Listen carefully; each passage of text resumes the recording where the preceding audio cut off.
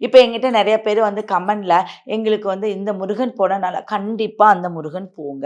அதுதான் உங்களுடைய இப்ப அப்பா, அம்மா நம்மளுக்கு எப்படி தனித்தனியா இருக்காங்களோ, அதே மாரி ஒவ்வொரு ராசியினருக்கும் ஒவ்வொரு முருகன் வழிபாடு ரொம்ப முக்கியமான விஷயம். அது எந்த ஊர்ல இருக்கு, எந்த முருகன் நம்மளுக்குன்னு தெரிஞ்சுக்கிட்டு போகும்போது, அவங்களுடைய காரியங்கள் தடங்கல் இல்லாம நடக்கும். இப்ப நம்மளுக்கு வந்து குலதெய்வம் எல்லாத்துக்கும் ஒரே குலதெய்வமா?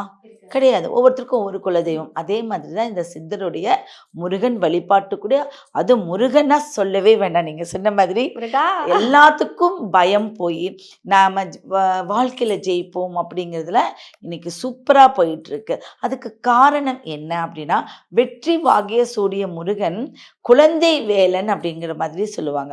இப்ப இங்க கொடைக்கானல்ல ஒரு குழந்தை வேலப்பர் இருக்காரு. அப்போ அங்க என்ன விசேஷம் தெரியுங்களா? உங்களுக்குன்னு ஒரு விதிக்கப்பட்ட விதி இருந்தால் மட்டும்தான் அங்க போக முடியும்.